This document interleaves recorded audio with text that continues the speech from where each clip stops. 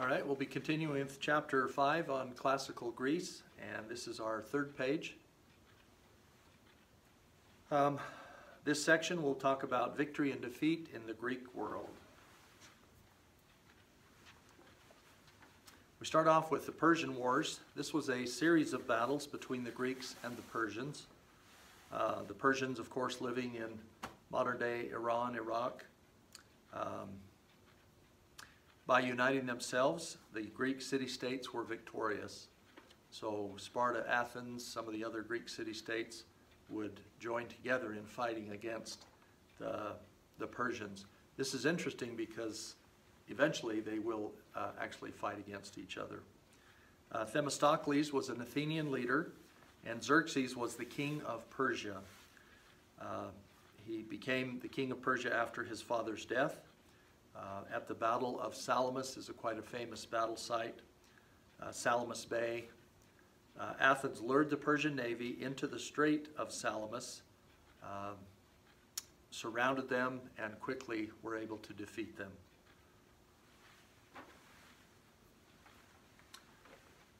Athens emerged as the most powerful city-state in Greece, and the Delian League was an alliance with other Greek city-states.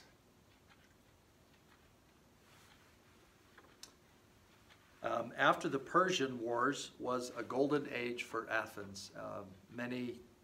Some of the civilizations that we've talked about have had a golden age where they're very prosperous and successful.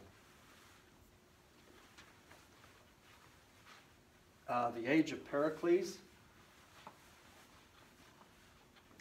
This is a period from 460 BC to 429 BC in Athens when the economy thrived and the government became more democratic. And it was because of the wise and skillful leadership of Pericles.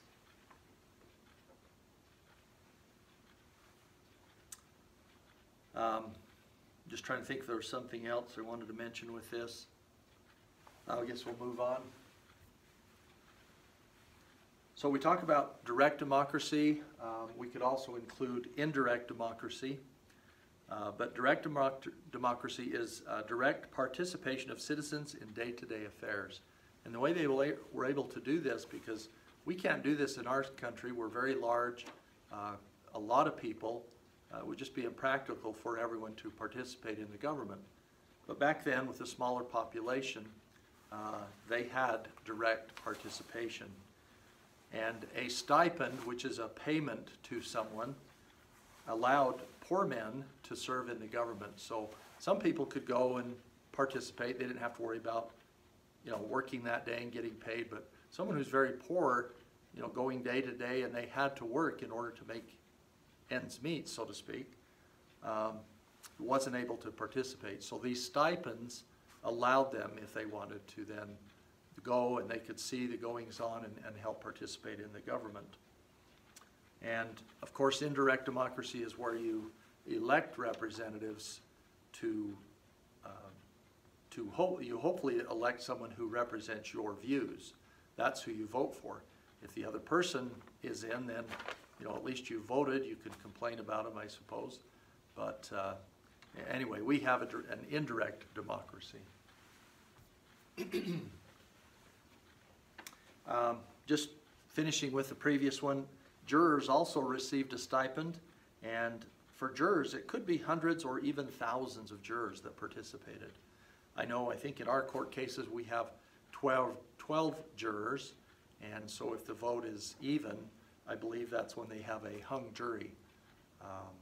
We don't have an odd number, but the Supreme Court does, because that's the ultimate. A decision has to be made at the Supreme Court level. Okay, ostracism. This was a system in which citizens could banish or send away a public figure that they considered to be dangerous to the state. The way they would vote on these people, these are pieces of pottery, and those pieces of pottery, broken pieces, were called ostracon.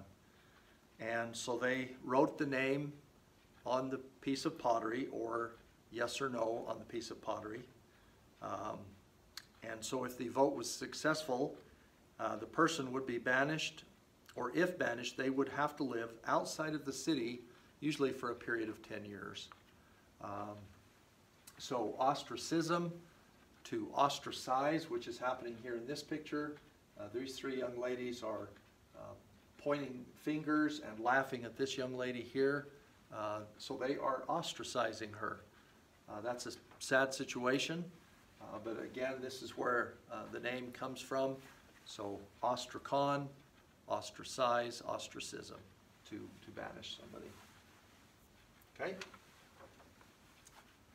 Peloponnesian War. So resentment of city-states erupted in warfare in 431 BC, with Sparta at their head. So Sparta was allied with other city-states, and they went up against Athens, and they defeated them in 404 BC. Sparta even allied themselves with Persia. Again, remember how they fought against them in the Persian Wars. But they allied themselves with Persia. Sparta defeated by Thebes, which was another Greek city-state eventually. The Peloponnesian League was formed, and then one thing that's kind of interesting, a move, Pericles let people move inside the city walls, and overcrowded conditions led to a terrible plague. And the results of that were that 1/3 of the population, including Pericles, was killed through that plague. Okay? So this next section, talking about philosophers, the three greatest Greek philosophers, and that means lovers of wisdom, were Socrates, Plato, and Aristotle. And as we go through each one, I'll kind of just briefly mention. I always tell the kids, you know, you could find a whole book on Socrates, a whole book on Plato, and so on, but just a few paragraphs in our textbook, and then when I give you the notes, it's just sometimes just a line. So there is really so much more that we could find out about these people, but we're just kind of doing a skimming of the surface there. Some other famous Greek people: Herodotus, Aristophanes, Sophocles. There's Socrates and Plato, and then there's also Euripides and Aeschylus. Okay, so Socrates asked questions, analyze that information, and then hopefully you'd be able to arrive at the truth. And also he felt it was important to have self-knowledge. Interesting thing most people know about Socrates, and probably because of the things he said and the way other people accepted that, they ordered him to be put to death when he was 70 years old. And so I guess he was given his choice, and he decided to drink poison, which was in the form of hemlock. And so he drank the poison. Here's probably some friends that are crying and upset about the event, but he drank the poison, and then he talked and continued his discussions and the things that he talked about to the people until the hemlock took its effect. But I think there was a kind of an order of thinking that he called syllogism. I'll see if I can do a quick, easy one here. So Socrates was Greek. Greeks are human. Therefore, Socrates was human. So that's an easy example, but if the two premises are correct, then the third premise would also be correct. Okay, Plato wrote the Republic, in which he described his ideal society. They would have workers and soldiers and philosophers all together in that city, helping to make it a perfect society. A little joke here, these kids are all reading Plato, Philosophy 101, and this young man has a little canister with Play-Doh, and of course he says, oops. So some other information about philosophers. Sophists is a word. Sophists were used these to explain events rather than the gods.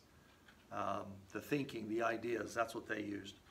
Sophists used rhetoric, and rhetoric is a skillful way of speaking. And Socrates opposed the sophists, and maybe that's why he was put to death. But again, it was the sophists who used these descriptions to explain the events rather than rely on the gods to explain them.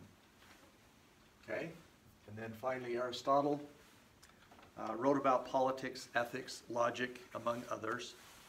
They set up a school called the Lyceum. This is 1,500 years later. Many courses were based on the works of Aristotle. And also what's interesting to me is that all three of these lived at about the same time. Socrates taught Plato, Plato taught Socrates. Logic, one of the courses there, logic is rational thinking. All right, Parthenon. This was the most famous example of perfect balance in Greek architecture, and it is on the Acropolis, which we'll talk about next. This here is the Acropolis.